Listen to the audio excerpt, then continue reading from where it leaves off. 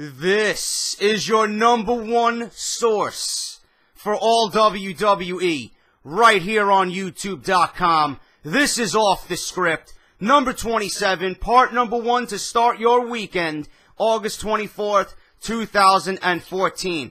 Why did the WWE book Brock Lesnar to destroy John Cena in the way that he did at Summerslam 2014? Is there conflict between Vince McMahon and Triple H on how to book Brock Lesnar leading into WrestleMania 31? And finally, is Bully Ray on his way back to the WWE? All this plus so much more on Off The Script. Hand me my cold beverage, hit my fucking music, and let's get this show on the road, guys. Don't go anywhere. I'll be right back.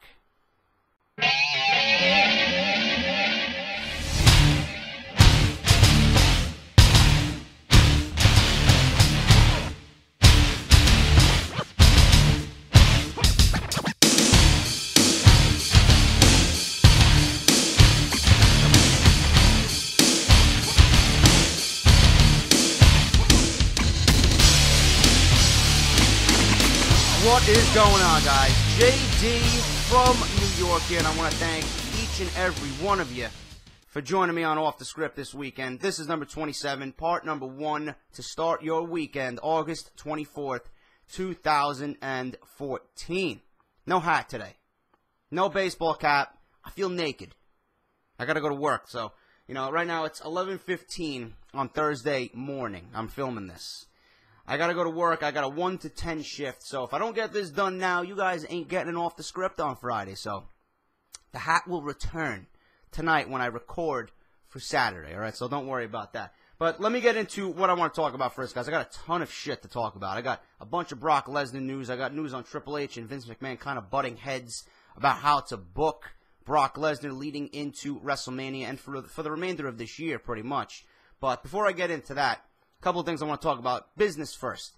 #1, the podcast with Joe Cronin. You missed that. Link is down below. Thank you once again to Joe Cronin for taking part in that with me. You guys enjoyed the fuck out of that, and I'm very gracious that each and every one of you showed your support for that. Link is down below. Podcast #1 with JD and Joe Cronin. Hopefully we could do a next one pretty soon on his channel, and we can recreate that magic and give you guys good old-fashioned wrestling talk that you deserve right here on YouTube.com. If you guys are not subscribed to Joe, if you're not following him on Twitter either, both of his links to social media will be down below in the description. Go and check him out. Show him some love. He's doing his thing over there. 9,100 subs. So go and check him out down in the description below. Joe Cronin Show at YouTube, all right? #2, Chairshot Reality, WrestleZone.com, LeBar, Eisenberg, Ghoulish. Those guys over there doing their thing this weekend. They got a new show going up on Friday between 12 and 2. Their link is down below to their homepage. Go show them some love this weekend, as always, and tell them JD from NY sent you. And as always, they got their YouTube page, guys. I've been mentioning this for the past 3 weeks. They got extras on their YouTube page. The best parts of CSR going up on their YouTube page. So if you're not subbed to YouTube, Chairshot Reality, that will also be down in the description below under their WrestleZone.com homepage, right, guys? So go check that out and go show those guys some love on YouTube. Chairshot Reality. It's CSR Wrestling on YouTube.com, all right? #3, WrestleRumble.com. Thank you guys for taking part, if you did, in Wrestle Rumble. That was big for those guys over there. I'm very happy to promote those guys whenever I can. Their next pick'em is going to be for Hell in the Cell. When the time comes, I will announce that on this channel. If you guys want to take part in that, I will be definitely taking part in that. It's always great to add a little dash of fun to watching WWE pay-per-views. So thank you guys if you did participate in Wrestle Rumble and the SummerSlam pick'em. So thank you guys very much for that. Off The Script. I did Off The Script last weekend. If you guys missed that, links are down below. Monday Night Raw review as well. I did that. Link is down below. I may cut out the Monday Night Raw review. I may actually cut it out. You guys don't seem to be enjoying that as much anymore. It's not doing the views that it used to do. I don't know why. I don't know if YouTube is fucking it up or if you guys just are bored with Monday Night Raw. I don't know. I may cut that out completely. I may do it every other week. I'm not really sure right now, but I'm on the fence about that one. But if you did miss Monday Night Raw, link is down below in the description for my review, all right? Now, enough of me talking. You guys are here for news. I got news on why WWE had Brock Lesnar destroy Cena at SummerSlam. Why? Everyone's asking me, Why is Brock Lesnar champion? I will talk about this. I plan, hopefully, get some time to do a behind the mic on why I think WWE has a very difficult task ahead of them with Brock Lesnar being WWE champion. I'm very happy he's WWE champion. I just don't think the WWE has the brain power to book this correctly. But regardless of that, the idea behind Brock Lesnar destroying John Cena for the WWE World Heavyweight title at Summerslam was to put Lesnar, the monster, over as strong as possible and to make him break away from the pack. Lesnar was always far and ahead of everybody in the WWE. Always. So that is nothing new there. WWE did not have to try too hard to put him ahead of the pack. After he beat The Undertaker, he pretty much solidified that for himself. They also wanted to get Cena over for not giving up in a situation as brutal as that, and for taking the beating he did at SummerSlam. On a related note, WWE filmed segments with Lesnar backstage at Monday's Raw this week from Vegas to air on future episodes of Raw since he is not booked for WWE programming every week. Since Brock Lesnar is wrestling very limited dates, the WWE title is not being defended on house shows. Internally within WWE, some have a countdown to how long it will take Vince McMahon to lose his mind and want the title back out to be defended on house shows every night. Now, I'm going to lead into the confusion over Vince and Triple H, why they're butting heads regarding Brock Lesnar. I said what I had to say about Brock Lesnar. I'm not going to go into this too much more. It was logical booking. The reason why he won is because there was no way he could show up to SummerSlam to lose. Plain and simple. Plain and simple. You're not going to beat The Undertaker at WrestleMania for that undefeated streak and then come back in your first match after accomplishing that and lose. There's no one else on the roster they could have gave the WWE Championship to besides John Cena. John Cena was merely a placeholder as soon as he won that belt at Money in the Bank. That's all he was. He was a placeholder, keeping it warm for Brock Lesnar.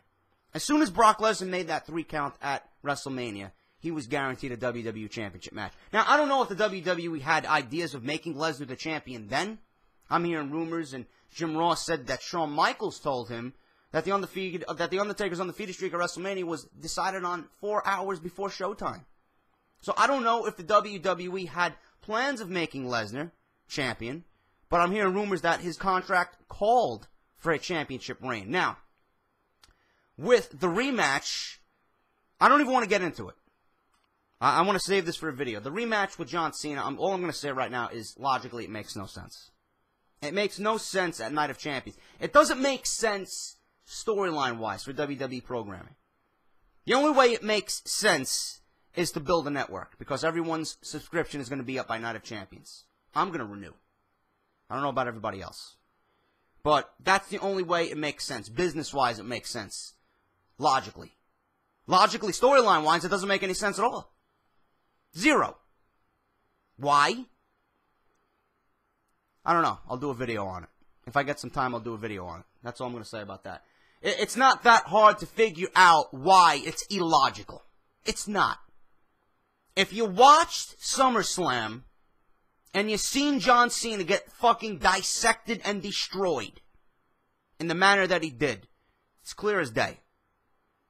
I don't have to say anything. You guys should already know. If you have half a fucking brain in your head, you would understand why that rematch does not make any sense storyline-wise for WWE programming. It doesn't.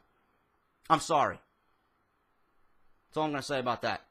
Speaking of Brock Lesnar, Triple H, and Vince McMahon. Vince better get it in his head. You don't need to defend the WWE Championship every fucking night at a house show. It devalues the fucking title. Really, it really does devalue the fucking title.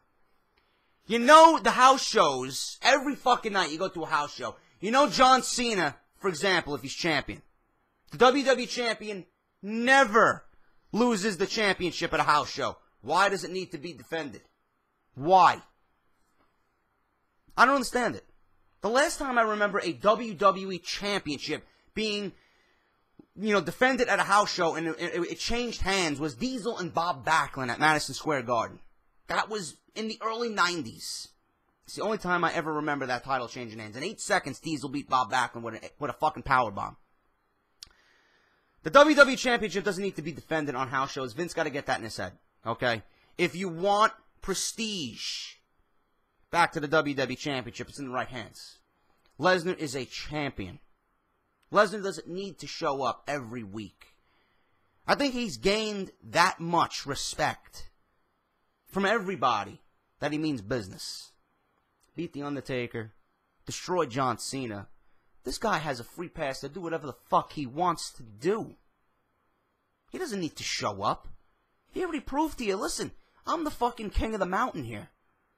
You do what I say now. That's it. If Vince wants compelling storylines and compelling television, and he wants to really milk Brock Lesnar for every dime that you're paying him, you don't need to have him show up every week on Raw. You don't need to have him show up at house shows. If you put Brock Lesnar on these house shows every night, people will get bored of seeing Brock Lesnar. You don't want that to happen. When Brock Lesnar makes an appearance, you want people to drop what they're doing and listen and watch and learn. That's what you want, Vince. You don't want your title defended every night. It's a waste. Truly, it's a waste. And I'm going to save all this for this behind the mic. I'm really going to try and get this done. If I got some time, really. It's all going to be about Brock Lesnar.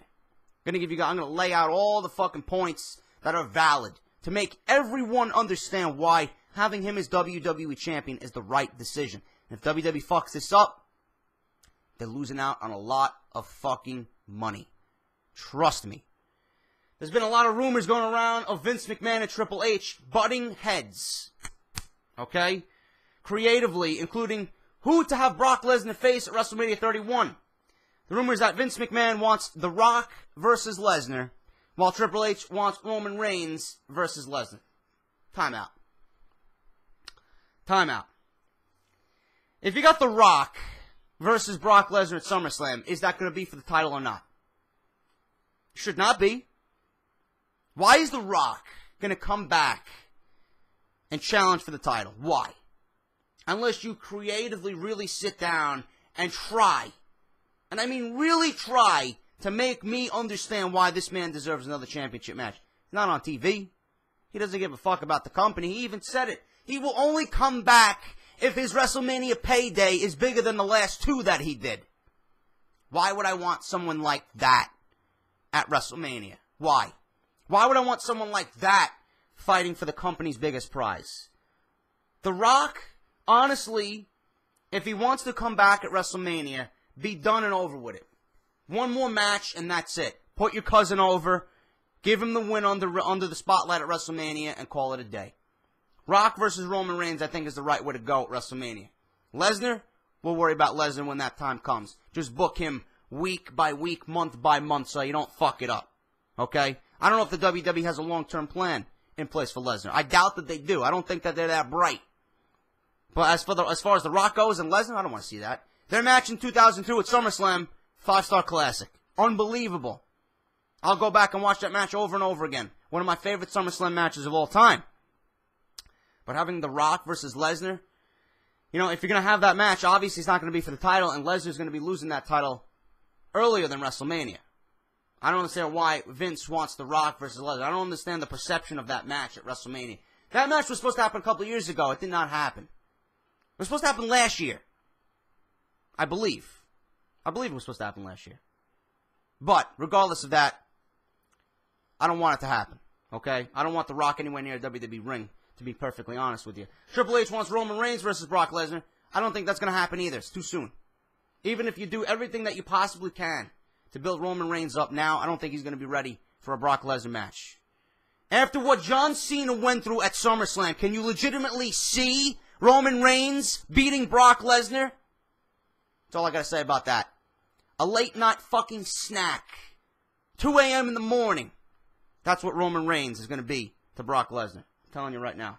Dave Meltzer of the Wrestling Observer newsletter notes that there is certainly word going around WWE that Vince sometimes undercuts Triple H and makes him look bad, but it could be a case of the good cop, bad cop dynamic. Meltzer noted that he doesn't sense any strong negative feelings between the two. Vince really wants The Rock vs. Brock Lesnar to main event WrestleMania 31 next year, but put the word out a few months ago that creative should get Roman Reigns built up enough that he could be ready for the main event spot as well. Where the fuck am I? If The Rock doesn't want to return, okay? It was also said that at the time, WWE would like to do a Reigns vs. Lesnar feud, regardless if it's for WrestleMania 31 or not. Okay, so that would mean Lesnar would still be champion. Lesnar would defend the title against Roman Reigns before then, and Lesnar would lose. That's what that means. And I don't see that happening either, because I don't think Roman Reigns should have the belt now, WrestleMania, and most of next year. If there's one guy in the Shield, if there's one guy in the former members of the Shield that deserves a championship, it's Dean Ambrose. Dean Ambrose has proved to me that he's the best of the three. Rollins being second, Roman Reigns is a distant third. No question. He is the worst out of all three. All three, listen, Ambrose and Rollins are fantastic. Fantastic. I got nothing to say about them. Bad, negatively. Everything they've done right. Their feud is going to be off the charts. Probably best feud of the year. Roman Reigns has not done anything to prove anything to me. Nothing. He's just another carbon cutout of John Cena, who's a badass. And I don't even want to get into that. I'm fucking ranting. I feel like I'm ranting. I want to make you guys understand why everything I'm reading to you doesn't make sense. And there's certain things in WWE that I see just don't make sense. I'm trying to give you the logical fucking reality of it. And I don't want to use that word because LeBar uses reality. I don't want to use that word, but it's the reality of it. Everything I'm saying, I'd really believe in. Otherwise, I wouldn't be on here. Alright? They want Roman Reigns built up enough to be in that main event spot also if Rock doesn't want it. Okay? If he doesn't return. I don't want him to return. I don't think he deserves to come back. It was also said at the time that WWE would likely do a Reigns vs. Lesnar feud regardless if it's for WrestleMania 31 or not. Word now is that Vince wants to do everything possible to convince The Rock to come back and face Lesnar. But Triple H wants Reigns vs. Lesnar at WrestleMania. While a lot of it has to do with power, and that power has shifted to Triple H lately, Vince is still head of creative and will likely hold on to that power for several more years to come. I'll talk about all this in my Brock Lesnar video if I get it done. I'm saying if because my work schedule fucking blows this week. But I'll talk about all that. I think it should be Rock if he does come back. If Vince wants Rock to come back, put him against Reigns. I think that's the best alternative for him right now. If you really want Reigns to be built up in the eyes of everyone, he doesn't need a WWE Championship at WrestleMania right now. He don't. If Reigns gets a shot at WrestleMania, that means he's got to win the Royal Rumble.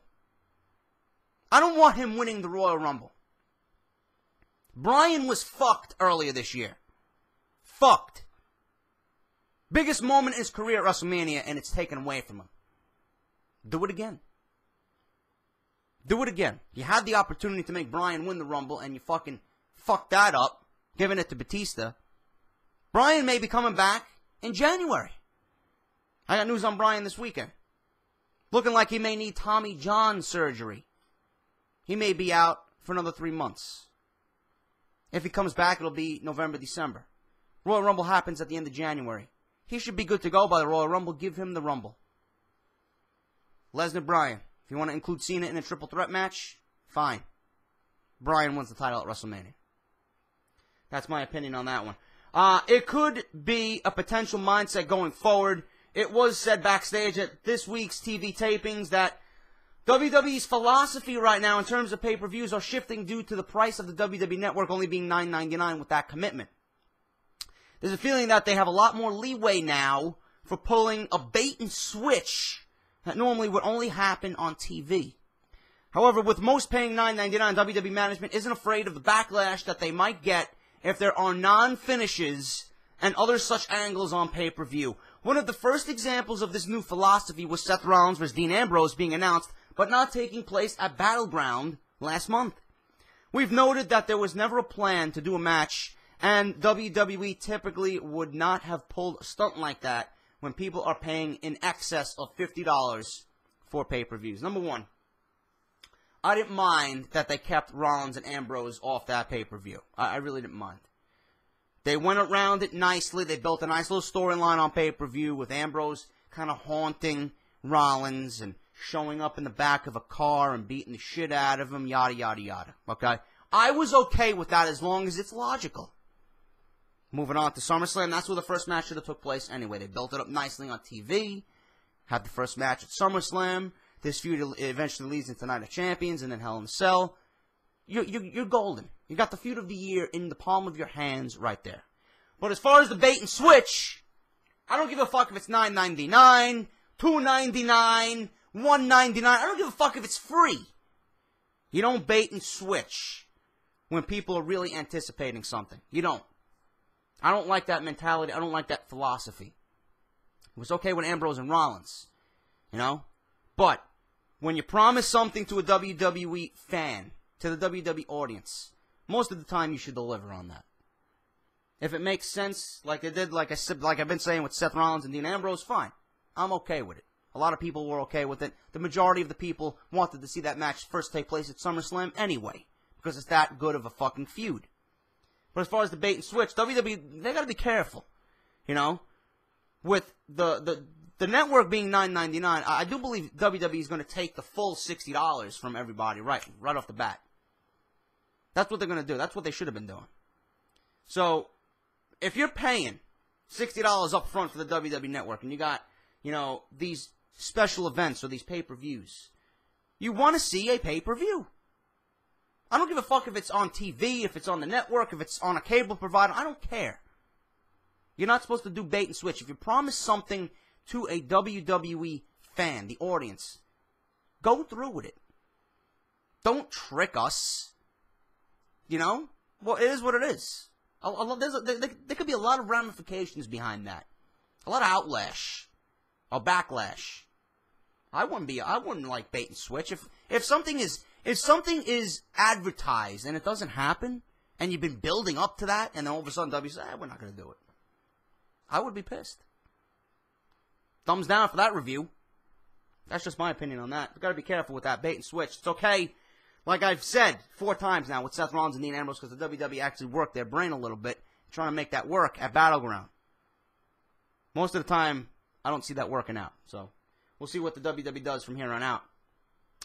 There's a feeling within WWE that the company is in the middle of successfully reloading NXT with signings that have been confirmed and some that have been official and will be official soon. Led by the signings of Prince Devitt, Kenta, and Kevin Steen. 3 guys I'm not really familiar with. Don't kill me.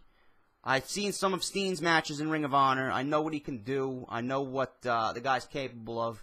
Kenta and Prince Devitt, I'm not familiar with at all. I'm going to be perfectly honest with you. All right? I'm a WWE guy. I'm not a, I don't go outwards to Japan and watch shit. I don't watch Ring of Honor. I don't have the opportunity to watch Ring of Honor. If I did, if I had it available to me, I would. But this is the first time I'm going to see these guys in NXT. I'm going to see them under WWE lights. So don't kill me. All right? A lot of people here who watch me don't know who these guys are. So we'll learn together. We'll grow together. We'll watch them grow together. There's been a lot of talk around NXT about how long these 3 will spend at the Performance Center. None of the 3 want to spend a lot of time in developmental, and word is that was a factor in all 3's contracts. So we could see these guys down there for a few months and immediately brought up to the main roster. It's going to be interesting. It's going to be exciting to see NXT in the coming months. John Cena will be back on next week's WWE Raw from Anaheim, California. As of this writing, WWE World Champion Brock Lesnar is not advertised to appear. The next Raw that WWE has Lesnar advertised for is the September 15th Raw from Lafayette, the final show before Night of Champions. It's possible that WWE updates their schedule this week now that Lesnar has the title. The segment with Mark Henry and Rusev at Monday's Raw from Vegas was written into the script late in the afternoon during rewrites. It was a late decision and not something planned ahead of time, but looks as if the 2 will be feuding. There were a lot of rewrites to Monday's show more than usual. That would be the reason why it sucked. Plain and simple on that one. Rusev and Mark Henry was one of the highlights of the show. I covered that in my Monday Night Raw review. Link is down below. There were bogus rumors going around on Twitter last night, or this week rather. When I wrote this, I meant last night. But this week, that CM Punk got arrested. Fan X Punk on Twitter today, why people were saying that he got arrested. He jokingly replied, because I totally got arrested. And finally, guys, Bully Ray. I'm a big fan of Bully Ray. Hope he makes his way back over to WWE with Devon. I'd love to see the Dudley Boys back in action, or Team 3D, or whatever you want to call them. Bully Ray reportedly held a meeting backstage last week at a TNA live event in Hagerstown, Maryland, and told the crew that he was leaving and did not expect to be back. Bully's deal is expiring, and last week's live event was the last date he was scheduled for. Bully and his partner Devon are scheduled to be inducted into the TNA Hall of Fame during Bound for Glory this year. As noted this past week, Bully Ray is done with the company since his contract has expired. Both sides continue to talk, so it's possible he could return. Bully Ray's deal expires September 5th, but he does not think a new deal will be signed. He said his goodbyes at the last house show just in case he did not get to see everyone again. WWE hasn't expressed interest in Bully Ray in years, and when he and Devon were both available to jump to the WWE, they still never made an effort to sign them. Foolish. One big negative on Bully Ray is that he has detractors from his last run with them. One of his biggest detractors is none other than Randy Orton. You get in trouble with Orton, you're fucked. And his age, that are factors, okay? Bully Ray is 43 years old, keep that in mind. Looks great. He was on Jim Ross's podcast, one of the better podcasts that I heard in a long time. That and MVP probably have been my favorites so far from Jim Ross. Bully Ray's 43 years old. He also wouldn't get the same freedom to do so much in WWE like he does in TNA. Bully would probably make a good producer behind the scenes, but it seems like WWE has all those positions filled out, and they are not going to be hiring anytime soon. Devon is on a short-term contract with TNA that expires in a couple of months. Bring them back! Bring them back, Triple H. You heard? What bad could it do? What bad could it do? If you don't want Bully Ray as a singles guy, though I would love to see him as a singles guy because I love the character, put them as a tag team. You got no tag teams! Name me fucking the tag teams you got in WWE right now that are solid. That are actual fucking teams. Usos, Stardust and Goldust, Wyatt family, and that's it. You got Ryback and Axel. Nothing. You don't take them seriously. Big Show and fucking Mark Henry. Give me a fucking break. Who else do you got? Nobody. Nobody. You got two tag teams down in NXT that are fucking lighting shit up. One of them being the Ascension. Bring them up. Boom. Instant credibility. You bring the Dudley Boys in. Come on, man. You got 5 teams you could build around. Doesn't take a fucking rocket scientist. Work with the guys you got. Develop some tag teams. You got people down in NXT. You got people on the main roster. If Bubba Ray Dudley and Devon Dudley, Bully Ray, whatever the fuck you want to call him, if he's available, if I was in charge, pick up the phone. Bro, you want a job? Let's talk.